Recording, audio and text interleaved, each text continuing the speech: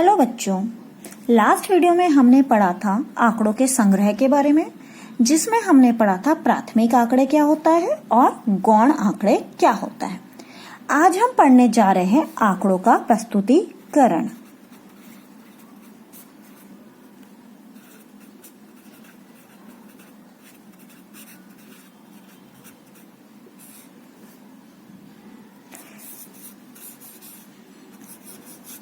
आंकड़ों का प्रस्तुतिकरण को समझने के लिए हम सबसे पहले एक उदाहरण लेते हैं। हमने उदाहरण लिया, नीचे 50 नंबर के एक टेस्ट में कक्षा 9th के 30 विद्यार्थियों द्वारा प्राप्त किए गए अंक दिए गए हैं। एक क्लास है 9th क्लास, उसमें क्या हुआ, 50 नंबर का टेस्ट लिया गया, जिसमें कितने बच्चे थे, 30, और उनके जो नंबर आए वो हमने लिख लिए।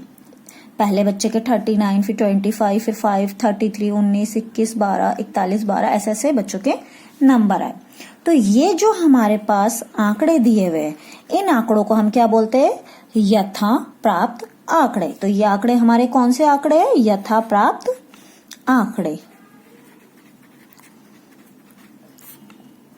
ऐसे आंकड़ों को हम क्या बोलते हैं, यथा प्राप्त आंकड़े। ठीक है।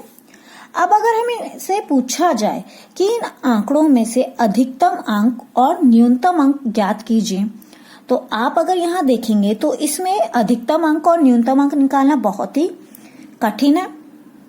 तो इसके लिए हम इसे क्या करेंगे, सबसे पहले इसको व्यवस्थित करेंगे। ठीक है ना। तो व्यवस्थित करने के दो तरीके हैं, या तो आप इसे आरोही क्रम में कर लीजिए या फिर अवरोही क्रम। तो हम आरोही क्रम से शुरू करते हैं।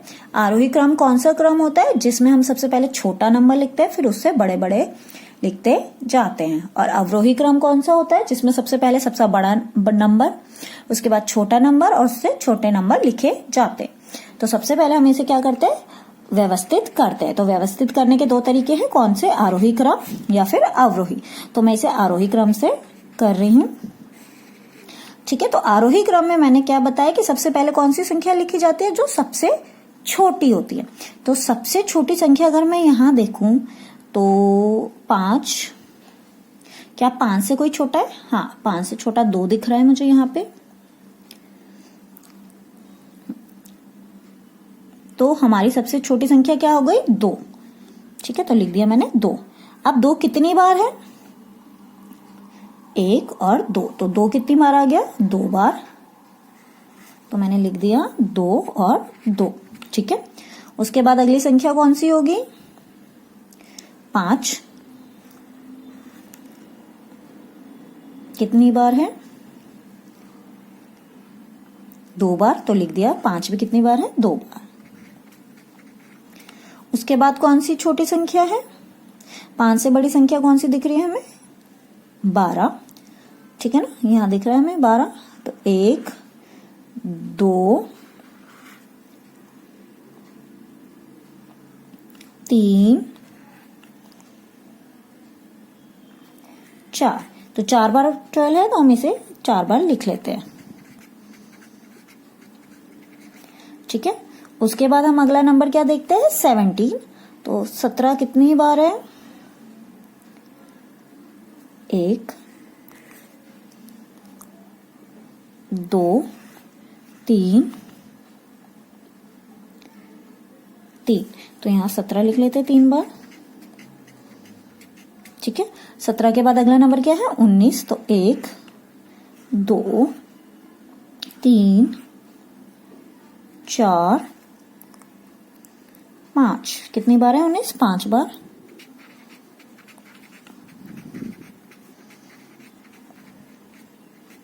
ठीक है। उसके बाद अगला नंबर है 21। 1, 2, 3, 4, 5। तो 5 बार 21 भी लिख लेते हैं, 1, 2, 3, 4, 5। ठीक है। उसके बाद अगला नंबर 21 के बाद क्या होगा, 25। तो 1, 25 और कहीं दिख रहा है आपको, तो 25 कितनी बार है, 1 बार। तो लिख दिया 25। उसके बाद अगला नंबर क्या है 25 से बड़ा, 33, तो 33 है तो लिख दिया 1 2 3, 3 बार आ गया 33 तो लिख दिया 33 3। ठीक है, उसके बाद अगला नंबर हमें क्या दिख रहा है 39, जो कि कितनी बार है, एक बार 39। उसके बाद कोई अगला नंबर है 40, एक बार, और 41 कितनी बार है, 1 2 3, 1 2 3। अब हमने सभी अंकों को आरोही क्रम में लिख लिया है। अब अगर हम देखें तो हमारे पास आसान हो गया है, हम पहचान सकते हैं कि जो न्यूनतम अंक है वो क्या है, 2 है, और जो अधिकतम अंक है वो क्या है, 41। तो हम लिख देते हैं न्यूनतम अंक क्या है,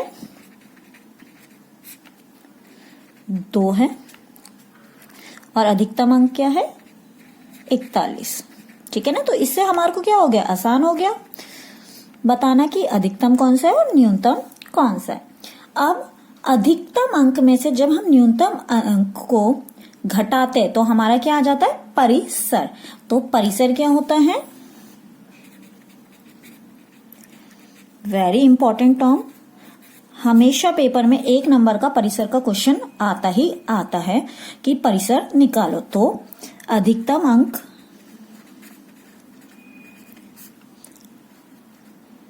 और न्यूनतम अंक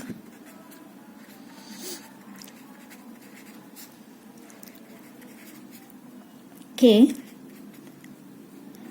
अंतर या का अंतर। ठीक है ना, तो परिसर क्या है, अधिकतम अंक और न्यूनतम अंक का अंतर। तो यहां पे अगर हमें परिसर निकालने को कहा जाए तो परिसर हमारा क्या हो जाएगा, अधिकतम अंक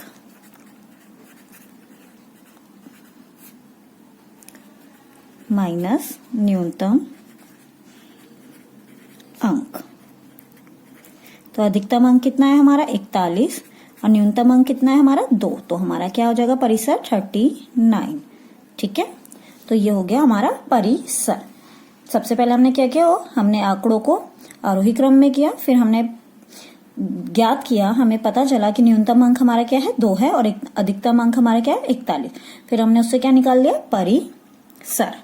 ठीक है, अब अगर आपसे आंकड़ों को और अच्छे से समझने तथा और जानकारी प्राप्त करने के लिए हम उन्हें सारणी में लिख सकते हैं, और उस सारणी को हम क्या कहते हैं, अवर्गीकृत बारंबारता बंटन सारणी। ठीक है, इसमें क्या होता है, हम हर अंक के लिए एक मिलान चिन्ह लगाते हैं। आइए अब हम इसको क्या करते हैं, इस अंकों को बारंबारता बंटन सारणी में दर्शाते हैं। अब हमें जो अंक दिए हुए हैं हम उनसे क्या बनाते हैं, बारंबारता बंटन सारणी। तो मैं ऊपर लिख देती हूँ बारंबारता बंटन सारणी। ठीक है, सबसे पहले हमारे को इसमें क्या लिखेंगे, अंक की हमें कौन कौन से अंक दिए हुए। ठीक है, अंक मतलब संख्या। उसके बाद में जो दूसरा कॉलम बनाऊंगी वो बनेगा हमारा मिलान चिन्ह का।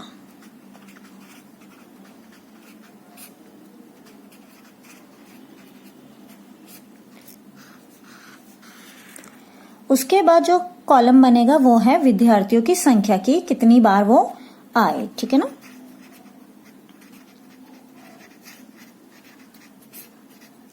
की संख्या,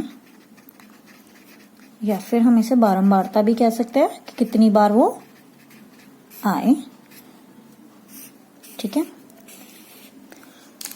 तो सबसे पहले हम लिख लेते हैं कौन कौन से हमारे पास अंक दिए थे।